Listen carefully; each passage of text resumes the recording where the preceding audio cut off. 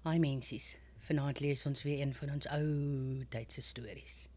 Die hond en die perd, deur Voltaire. Zydig het uit ondervinding geleer, dat die eerste maand van die huwelik, soos dit in die boek van Zend geskryf staan, die maand van heuning is, en dat die tweede, die maand van wilde als is.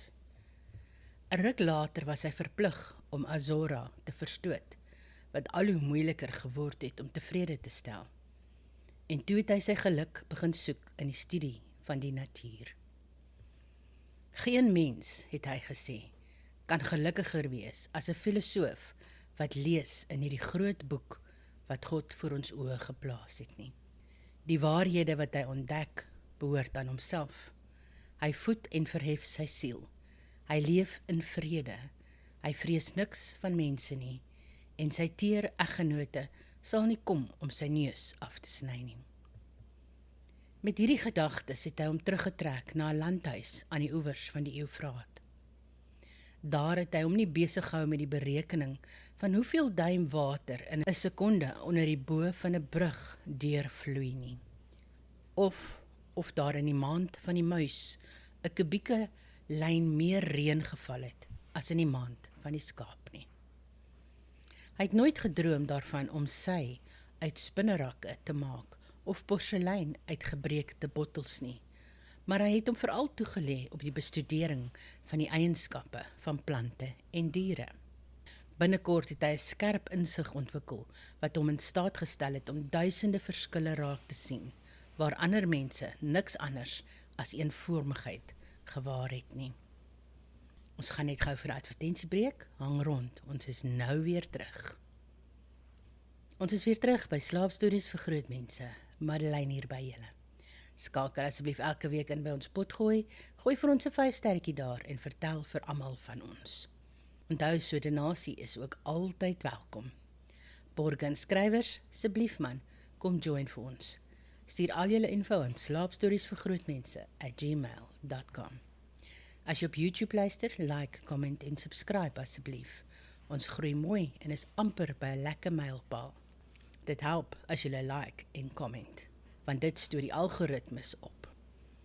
Onthou ook asseblief om heel onder aan die Spotify episodes vir ons 'n kommentaar te gaan gooi. Ons hou daarvan om van julle te hoor. Kom nou mensies, word 'n droomwandelaar vir net $1 'n maand en kry 'n shout-out, 2 eksklusiewe episodes elke maand, vroeg toegang tot alle nuwe episodes en ou en nuwe episodes advertensievry. Vir minder as die prys van 'n brood, kan julle so lekker luister. Mensies, dis daai laaste dae van vakansie, waar tyd net ophou bestaan.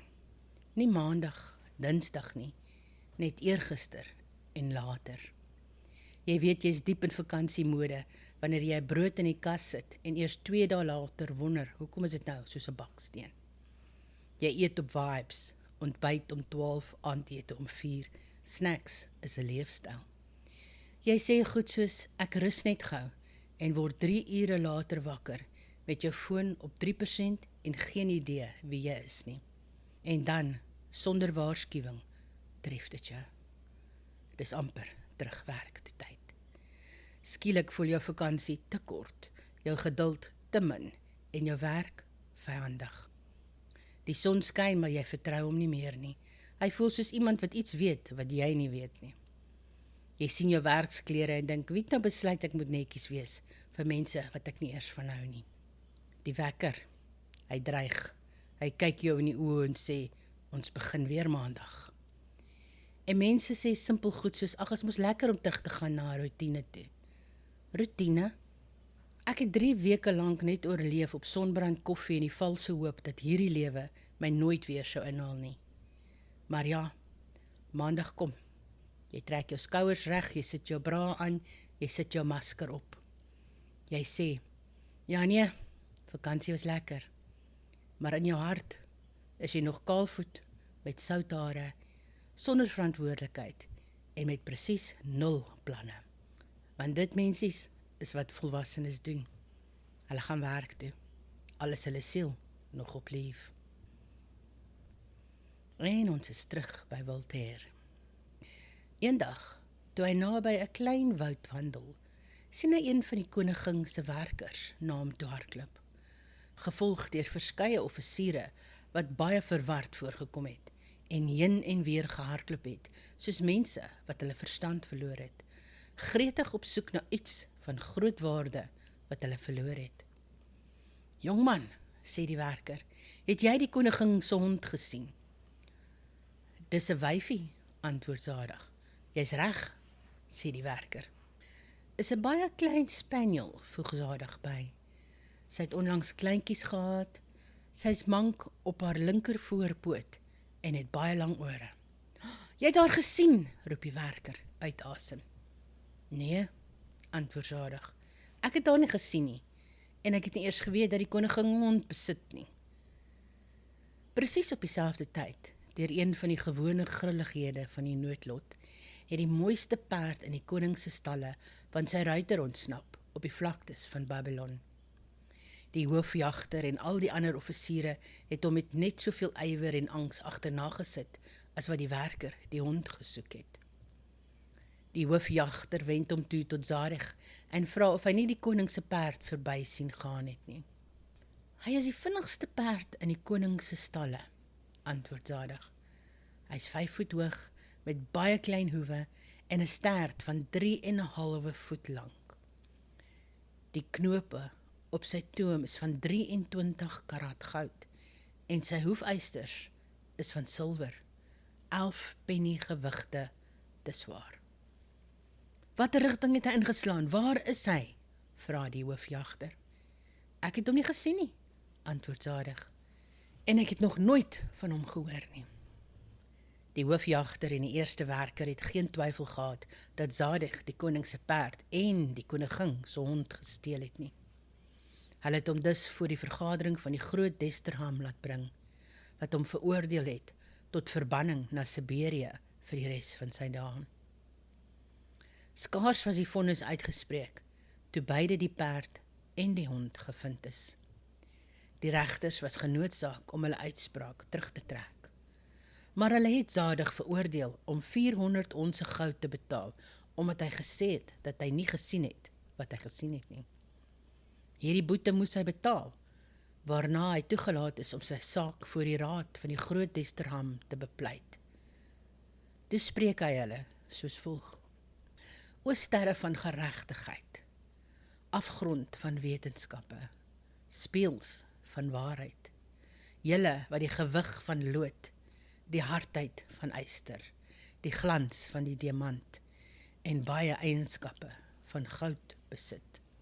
Aangesien ek toegelaat word om voor hierdie verhewe vergadering te spreek, sweer ek by Ormades dat ek nog nooit die eerbiedwaardige hond van die koningin of die heilige perd van die koning van konings gesien het nie." Die waarheid is soos volg: Ek het na die klein woud gestap, waar ek later die eerwaardige werker en die uiters vername hoofjagter ontmoet het.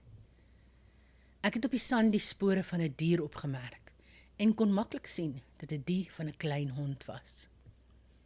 Die ligte en lang groewe wat op klein sandhoopies tussen die pootafdrukke ingedruk was, het duidelik gewys dat dit 'n wyfie was wie se spene gehang het en dat sy dus 'n paar dae tevore kleintjies gehad het.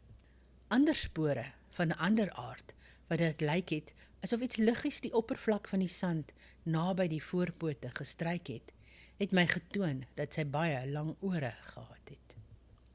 En aangesien ek opgemerk het dat een poot 'n ligter indruk as die ander 3 gemaak het ek afgelei dat die hond van ons verhewe koningin 'n bietjie mank was, indien ek die indrukking mag gebruik.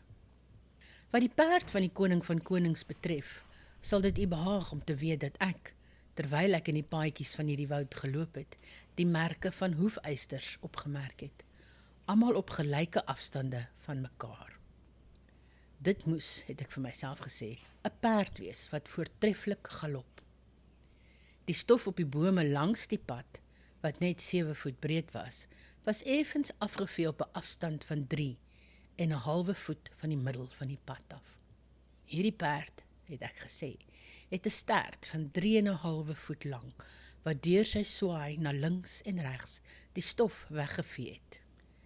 Ek het onder die bome wat 'n loofdak van 5 voet hoog gevorm het, opgemerk dat die blare pas afgeval het, waaruit ek afgelei het dat die perd daaraan geraak het en dus 5 voet hoog moes wees.